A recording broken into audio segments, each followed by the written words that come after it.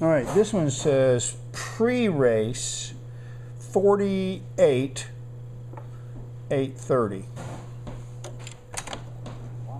150,000 people are upwards here at the moment. Slowly but surely, they're filtering through the exits. As Safety Director Joe Quinn of the Indianapolis Motor Speedway, with the assistance of planes flying high above, the Safety Bureau, as well as State Police, the Speedway and Indianapolis City Police, make sure that the parking situation and as well the safety situation is being well handled. It's kind of breezy out here at the Speedway today, and the weatherman who predicted cool weather this morning with slight breezes and cloudy skies has hit the nail right on the head. But by 11 a.m. Central Daylight Time, we're all expecting perfect weather for the Speedway. For somehow or other, with very few exceptions, as a matter of fact, only a couple of exceptions in the history of this fine renewal of the Memorial Day event, has the weatherman played hob on us. Now, down in the pit area, most of the gasoline tanks are being set up alongside the assigned pits to the 33 cars, which will get the go sign as the Chevrolet Pace car takes them around this track starting at 11 a.m. or slightly before Central Daylight Time.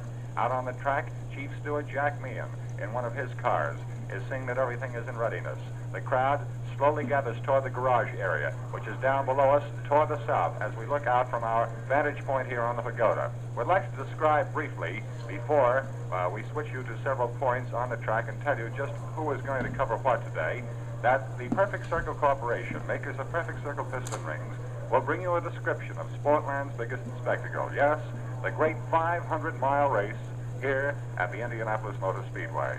Local broadcasts will also be presented by the Eagle Machine Company and the Central Motor Parts Company, Indianapolis distributors of Perfect Circle piston rings. The complete time schedule of broadcasts of the race, which will be brought to you throughout the day by WIBC and the Mutual Broadcasting System, are as follows. Now, fans, I'm going to read these times very, very slowly, so that perhaps you listening out there who have not been fortunate, or perhaps you consider yourselves unfortunate, in not being able to come out here today, can write them down with pencil and paper. At any rate, stay tuned to 1070 on your dial throughout the day for complete and exclusive coverage of the race as it progresses. Now, our first broadcast after this one will be presented at 10:15 Central Daylight Time. 10:15 Central Daylight Time.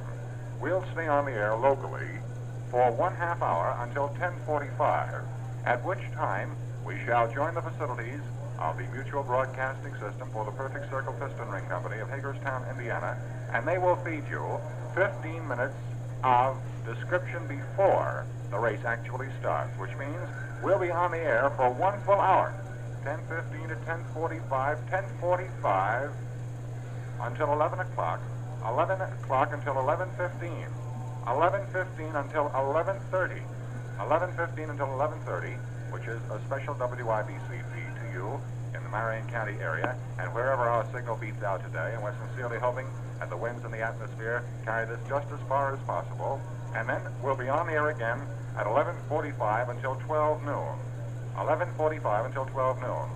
With a half-hour breach, we'll join you again at 12:30 Central Daylight Time this afternoon, and we'll remain on the air for 15 more minutes. Then we'll be back on the air again at 1 p.m. until 1:15. 1:45 until 2 p.m. 2:15 until 2:30.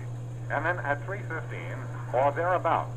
In other words, the wisest thing for you to do is to keep your dial tuned consistently from about 2:30 on. The Mutual Broadcasting System again will pick you up in the final laps of the race.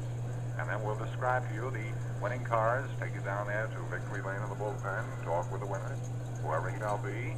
And of course, we'll talk with Miss Barbara Britton, who will present the Vaughn Warner Trophy to the winner today. And then before you know it, the whole day will have been complete. Your race will be over. History will be made again. I see down below us there at the pits outside the pit wall, and for those of you who have attended practices out here at the Indianapolis Speedway and seen the qualifications, the cars now naturally are outside the pit wall. And while we cannot see the painted signs outside the pit wall, each man's pit, Ed Horn, Rex Mays, Sam Hanks, Dwayne Carter, Freddie Agabation, so on down the line, 33 in all. Each man has his name, his entrant, and his car number painted outside.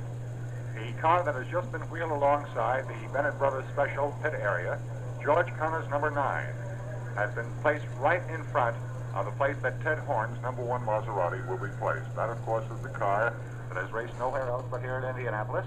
That is the car, of course, in which Conklin Penning, the master mechanic, and the entrant of that car has claimed possible sabotage.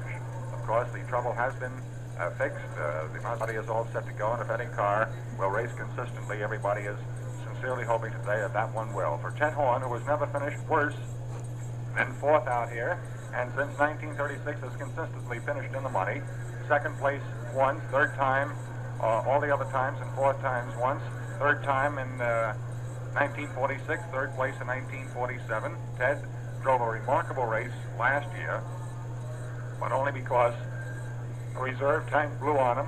He had to come into the pits twice for prolonged pit stops. So the two Bennett Brothers specials there, #1 and #9, Ted Horn and George Connor respectively, are down there in the pit area. We see closest to our pagoda as we look down upon the south, here on the home stretch along the bricks at Lou Moore's #3 and #2, which Bill Holland and Maury Rose will drive respectively, or I should say Maury Rose and Bill Holland. For the odd part about it is the fact that Maury Rose did finish first in the 1947 race, his number is 3, because even in driving that race and no other race, he finished with enough points in the National 3A standings to rate the #3 on the hood of his Blue Crown spark plug special. Now to the rear of that car is Bill Holland's car, and of course everybody here today, as well as wondering who's going to win the race, who's going to finish in the money, is wondering as well whether Mr. Holland is going to become confused by some of the signs that will be placed up by his crew.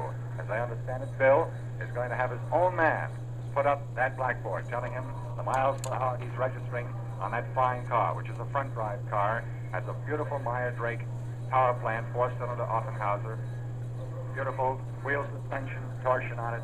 It's a long body. It looks like a car that was definitely meant to race here at the Indianapolis Speedway. Of course, we have a lot of new cars here today, too. We have, I counted them up last night, 7 Curtis Craft cars, and I mean they're brand new. They're small.